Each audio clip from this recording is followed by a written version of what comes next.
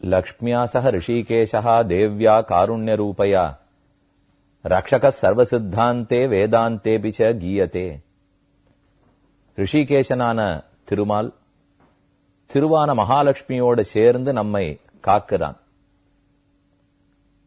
பகவானை வெறும் மால் என்று சொல்லாமல், நாராயணன் என்றும் விழிக்காமல், ஸ்ரீமன் நாராயணன், திருமால், ஸ்ரீயப்பதி, செல்வநாரணன், திருநாரணன் என்றே கூப்பிடுகிறோம். நம்முடைய சம்பிரதாயத்திலேயே மகாலட்சுமியும் பகவானுமாக சேர்த்து நமக்கு உத்தேசியர்கள்.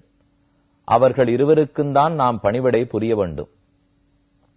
இதை பற்றி கூறும்போது வைணவ மரபிலே திருமந்திரம், துவயம், சரமஸ்லோகம் என்று 3 ரகசியங்கள் உண்டு. அதிலே 2வது ரகசியமாய் துவயம் கொண்டாடப்படுகிறது. அதுதான் பிராட்டியை முன்னிட்டு கொண்டு பகவானிடத்தில் சரணாகதி செய்தலும், சரணாகதி செய்த பிற்பாடு பிராட்டிக்கும் அவனுக்குமாக சேர்த்து அனைத்து கைங்கரியங்களையும் புரிவதை வேண்டுவதையும் சொல்லப்படுகிறது. இதத்தான் துவய மகாமந்திரம்னு சொல்றார்கள். ந வேதாந்தாத்து சாஸ்திரம், ந மதுமதனாத்து தத்துவம் அகிலம், ந சத்வாத்து ஆரோக்கியம், ந துவயவச்சனதா க்ஷேமகரணம். வேதாந்த தேசிகன் தன்னுடைய ரகசியத்திரய சாரம்ங்கிற நூலில் துவயத்தை பற்றிய பெருமை கூறும்போது இப்படி தெரிவிக்கிறார். வேதாந்தத்தை காட்டிலும் சாஸ்திரம் மத்தொன்னில்லை. 1000 தோளாலே அலை கடல் கடைந்த எம்பெருமான், அவனை காட்டிலும் தத்துவம் உண்மை பொருள் மத்தொன்னில்லை. சத்த குணத்தை விட நம் உடலுக்கு ஆரோக்கியம் தரவல்லது, நோயற்ற வாழ்வு கொடுக்க வல்லது மத்தொன்னில்லை. அதே போல துவய மகாமந்திரத்தை விட நம்ம ஆத்மாவுக்கு நன்மை செய்யக்கூடியது மத்தொன்று கிடையாது. அவ்வளவு சிறந்த துவய மந்திரம். அந்த மந்திரத்தில் 2 வாக்கியங்கள் இருக்கிறபடியால், 2 சொற்றொடர்கள் இருக்கிறபடியால தான் துவயம் 2 அப்படின்னு சொல்றோம். அதுல முன் வாக்கியம் நாராயணனே சரணௌ சரணம் பிரபத்தியே, உன் திருவடிகளையே நான் தஞ்சமாக பற்றுகிறேன் என்று கூறும். ஸ்ரீமன் நாராயண, ஸ்ரீமன் நாராயணனே உன் திருவடிகளே தஞ்சம், நீயே புகழ், உன்னிடத்தில் சரணாகதி பண்ணுகிறேன், உன்னையே எனக்கு வழியாக நினைக்கிறேன். அப்புறம் பெருமாள் கேட்கிறார், உனக்கு என்ன வேணும்னுட்டு. ஸ்ரீமதே நாராயணாய, நீயும் பிராட்டியுமான சேர்த்தியில் அடியேன் அனைத்து கைங்கரியங்களும் செய்ய வேணும். ஒழிவில் காலமெல்லாம் உடனாய் மன்னி வடிவிலா அடிமை செய்ய வேண்டும். நாம் தெளிகுரலருவி திருவேங்கடத்து எழில்கொள் சோதி எந்த தந்த தந்தைக்கே என்று ரொம்ப ஆச்சரியமான பாசுரம். நம்மாழ்வார் திருவேங்கடவன் ஏழுமலையப்பன் வெங்கடேச பெருமாளிடத்தில், ஸ்ரீனிவாச பெருமானிடத்தில் பிரார்த்திக்கிறார். உன் திருமார்பில் பிராட்டி, அவளை முன்னிட்டு கொண்டு உன்னிடத்தில் வேண்டுகிறேன். அவளும் நீயுமான சேர்த்தியில் அனைத்து பணிவிடைகளையும் செய்யும் பேற்றினை எனக்கு நல்குவாய் என்று கேட்டுக்கொள்ளுகிறார். அப்ப பெருமாளும் பிராட்டியும் 2 பேரும் சேர்ந்து இருக்கிறது ரெட்டை. அது ரொம்ப முக்கியம். அந்த ரெட்டையை பத்தி சொல்ல வந்ததே 2 வாக்கியங்களோட கூடின துவயம், அது மிகவும் முக்கியம். அந்த உயர்ந்தவனான பெருமான் பிராட்டி அவர்களிடத்தில் நாம் என்ன செய்யணும்? தொண்டு புரிய வேண்டும். நாமோ ஜீவாத்மா, பகவானோ பரமாத்மா. 2 ஆத்மாக்கள், 2 ஆத்மாக்கள் அல்ல, கோடி கோடி கோடிக்கணக்கான ஆத்மாக்கள் உண்டு. ஆனா 2 ஜாத்தியா பிரிச்சுடலாம். ஒன்னு ஜீவாத்மா, மற்றொன்று பரமாத்மா. ஜீவாத்மாக்கள் எல்லாம் அடிமகள், பகவானுடைய உடல் போன்றவர்கள், பெருமானுக்கு தொண்டு புரிய வேண்டுவர்கள். பரமாத்மா ஆண்டான், தலைவன். அப்ப நாமெல்லாம் பகவானுக்கு தொண்டே புரிய வேண்டியவா. பண்டே பரமன் பணித்த பணிவகையே. நம்மாழ்வார் ரொம்ப ஆச்சரியமா பாசுரத்தில் தெரிவிக்கிறார். பகவான் அன்று சரணாகதி அனுஷ்டிக்க சொன்னான். சரணாகதி பண்ணிய பிற்பாடு பணிவிடைகளை பிரார்த்திக்கிறோம். அப்ப பணிவிடைகள் புரிய வேண்டுபவர்கள் நாம், தொண்டு புரிய வேண்டுபவர்கள் நாம். தொண்டை ஏற்றுக்கொள்ள வேண்டியவன் பகவான். அப்ப ஜீவாத்மா பரமாத்மான்னு பார்த்தா 2 ஆத்மாக்கள், பிராட்டி பெருமாள்னு பார்த்தா 2, அவளை சொல்ற துவய மகாமந்திரம்னு பார்த்தா 2. இப்படி எத்தனையோ 2கள் உலகத்தில் உள்ளன அல்லவா? அந்த 2 பத்தி தான் இனிமே சில நாட்கள் பார்க்க போகிறோம். ஒன்று எதுன்னு பார்த்துட்டோம். விதுர திருத்தராஷ்டிரனுக்கு 1 சுரண்டு வரார், 2 சுரண்டு வரார், 3 சுரண்டு வரார், 10 வரைக்கும் சொல்ல போறார். நல்ல கணக்கு, ரொம்ப இன்ட்ரெஸ்டிங்கா இருக்கும் இல்லையோ? இப்ப எது 2ன்னு சொல்ல போறார். 1 எதுன்னு பார்த்துட்டோம். நாம கடைப்பிடிக்க வேண்டிய ஒன்று, மோட்சம் போறதுக்கு ஒரே வழி சத்தியம். இந்த லோகத்துல இருக்கிறச்சே கடைப்பிடிக்க வேண்டியது பொறுமை. அங்க போறதுக்கு வழி சத்தியம் ஒண்ணுதான் விட்டார். இங்கு இருக்கிறதுக்கு நல்ல வழி பொறுமை ஒண்ணுதான் விட்டார். இந்த ரெண்ட ஞாபகம் வச்சிருந்தா போருமே. ஆனா அது தனித்தனியா ஒண்ணு கிளம்புறதுக்கு வழி, ஒண்ணு இருக்கிறதுக்கு வழி. அதுக்குன்னு இருக்கிறச்சே சத்தியம் பேச வேண்டாமான்னு கேட்க வேண்டாம். இருக்கிறச்சே சத்தியம் பேசினாத்தான் அது நல்ல வழிக்கு கிளம்ப முடியுங்கிறதுக்காக தெரிவித்தார். அப்ப சத்தியம் ஒன்றே, பொறுமை ஒன்றே, மற்றது வழி ஆகாது, அவை ஒன்றேதான் புகழ். இத ஒன்றுங்கிறதுக்கு பார்த்துட்டோம். இப்ப ரெண்டா சொல்ல போறார். பிருத்திவ்யாம் சாகராந்தாயாம் துவாவிமௌ புருஷாதமௌ கிரகஸ்தச்ச நிராரம்பக சாரம்பச்சைவ பிக்ஷுக. இதோ ஒருத்தன் செயல் புரிகிறான், மிக தாழ்ந்தவன். இதோ ஒருத்தன் செயல் புரியாமல் இருக்கிறான், மிக தாழ்ந்தவன். சுவாமி இது ரொம்ப அநியாயமா இருக்கே. ஏதோ ஒண்ணுமே ஒருத்தர் செய்யல, நான் பர்ஃபார்மர் மட்டம்னு சொல்லுங்க. ரொம்ப நன்னா செய்யறார், ரிவார்டு பண்ணுங்க. இவர் நன்னா செய்யறார், பனிஷ்மெண்ட். இவர் ஒண்ணுமே செய்ய மாட்டேங்கிறார், பனிஷ்மெண்ட்னா செஞ்சாலும் பனிஷ்மெண்ட், செய்யாட்டாலும் பனிஷ்மெண்டா? ஏன் இந்த மாதிரி சொல்றோம்ங்கிற கேள்வி வரும் இல்லையோ? அதுல இருந்தே இவர் வேற அவர் வேறன்னு தெரிஞ்சு போச்சு. அப்படின்னா என்ன? இவர் ரொம்ப நன்னா படிச்சுன்னு வந்திருக்கார், பரீட்சை எழுதுறதுக்காக உட்கார்ந்துருக்கார், நன்னா எழுதினார். பக்கத்துல இருக்கிறவர் ரொம்ப நன்னா எழுதினார், ஆனா அவர் 98 வாங்கி விட்டார், இவர் 0 வாங்கி விட்டார். என்ன சாமி, இவரும் தானே நன்னா படிச்சுன்னு வந்தார், எழுதினார்னா? அவர் கெமிஸ்ட்ரி மேஜர் ஸ்டூடெண்ட், கெமிஸ்ட்ரி பரீட்சைக்கு கெமிஸ்ட்ரி படிச்சுன்னு வந்தார், எழுதினார், நல்ல மார்க் வாங்கிட்டு போயிட்டார். இவர் பிசிக்ஸ் ஸ்டூடெண்ட், பிசிக்ஸ் பரீட்சைக்கு பதில் கெமிஸ்ட்ரியை படிச்சுன்னு வந்துட்டார். அதே இவர் எழுதிந்தவரை பார்த்து அவர் எழுதிட்டார் போல் இருக்கு, அவருக்கு 0 தான். ஏன்னா பரீட்சையை மாறி படுத்தோம் இல்லையோ? அப்ப ஆள் மாறி போச்சே. யார் ஒருத்தர் என்னத்தை செய்யணுமோ அவனவன் அத்தத்தை செய்ய வேண்டும். இவர் செய்யாதிருக்கிறது குற்றமாறுது, இவர் செய்யறது குற்றமாறுது. கற்றுக்கரவை கணங்கள் பலகரந்து செற்றார் திரளிய சென்னு செரு செய்யும் குற்றமொன்னில்லாத கோவலர்தம் பொற்கொடியே புத்தரவல்குல் புனமையிலே போதராய் சுத்தத்து தோழிமார் எல்லாரும் வந்து நின்முற்றம் புகுந்து மகிழ்வண்ணன் பேர்பாட சித்தாதே பேசாதே செல்வ பெண்டாட்டி நீ எத்துக்குறங்கும் பொருள். இது ஆண்டாளுடைய திருப்பாவையில் 11வது பாசுரம். கற்று கரவை கணங்கள் பலகரந்து செற்றார் திரளிய சென்னு செரு செய்யும் குற்றமொன்னில்லாத கோவலன். யாரோ ஒரு இடையனை ஆண்டாள் அழைக்கிறாள், இடையனுடைய சம்பந்த படைத்த பெண்ணை அழைக்கிறாள். அந்த இடையன் தினப்படி ஆயிரக்கணக்கான மாடுகளை ஒத்தராவே கடந்துடுவான். கற்று கரவை கணங்கள் பல, ஆயிரக்கணக்கான மாடுகளை கறந்து எடுத்து வச்ச கால பின்னாடி வைக்க மாட்டார். கிட்டு கிட்டு கிட்டு கிட்டுன்னு தன்னுடைய வேலையை பார்த்துருவார்.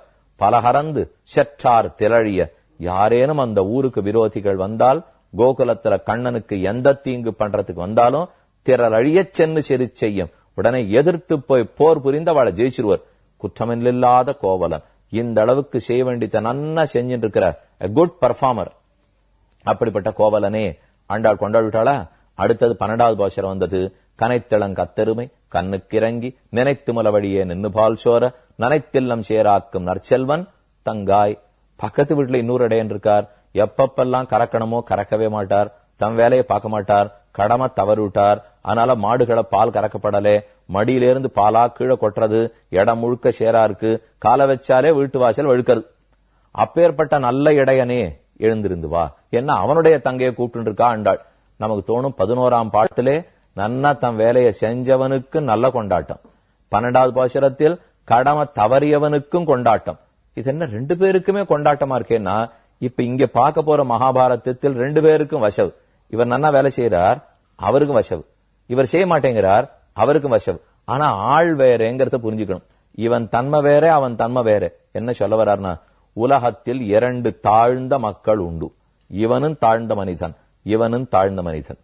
கிரகஸ்தாசிரமத்தில் இல்லற தர்மத்தில் எவனொருத்தன் இருக்கிறானோ அவன் தான் செய்ய வேண்டியவற்றிலிருந்து விலகிவிட்டால், செய்யாமல் இருந்தால், இல்லறத்துல கல்யாணம் பண்ணிட்டு குழந்தைகளோடு இருக்கார், அப்படி இருக்கிறவர் தான் செய்ய வேண்டியதை செய்யாது இருக்கான்னு வச்சுங்கோ, அவன் ஒண்ணுமே பண்ணாத வெறும சோம்பி இருக்கான்னு சொன்னா மிக தாழ்ந்த மனிதன். அடுத்து இந்த பக்கத்துல ஒருத்தர் இருக்கார், சன்னியாசி. அவர் இல்லறத்துல இல்லை, மனைவியை துறந்தார், மக்களை துறந்தார். தியக்த்வா புத்திராஞ்ச தாராஞ்ச என்னும் பிதரம் மாதரந்தாரான் புத்திரான் பந்தூன் சகீன் குருன் ரத்னானி தனதான்யானி க்ஷேத்ராணி ச கிருஹாணி ச சர்வ தர்மாஞ்ச சந்தியஜ்ய சர்வகாமாஞ்ச சாட்சரான் லோக விக்ராந்த சரணோ சரணந்தே அவரஜம் விபோ. எல்லாவற்றையும் துறந்தேன் துறந்தேன் துறந்தேன். அவர் சன்னியாசி. அப்படி இருக்கிறவர் நான் இதை பண்ணா அதை பண்ண, இத்த பண்ணா தேவலையா அதை பண்ணா தேவலையா அப்படின்னு நிறைய வேலை பார்க்கறாருன்னு வச்சுங்கோ, அவனும் தாழ்ந்த மனிதன் விட்டார்.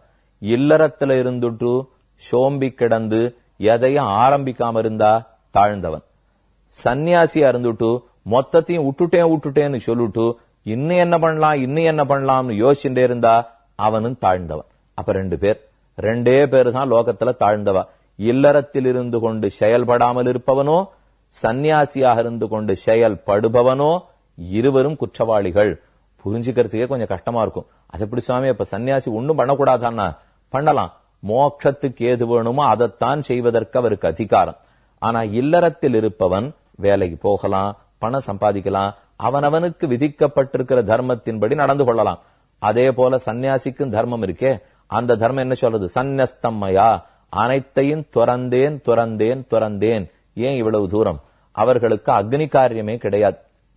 சன்னியாசிகள்னா நெருப்பு தொடக்கூடாது, நெருப்பினுடைய வேலையே அவளுக்கு கிடையாது, சமையல் உள்ளு பக்கம் போவதே கூடாது. அது அவர்களுக்கு தீட்டே கிடையாது. யார் பரமோச்சிட்டா யார் மரணம் அடைந்தாலும் சன்னியாசிகளுக்கு அதனால தீட்டு வந்துட போறது கிடையாது. கர்மங்கள் ரொம்பவே அவளுக்கு குறைஞ்சு போயிடும். இதெல்லாம் சன்னியாசிகளுக்கு தர்மம்.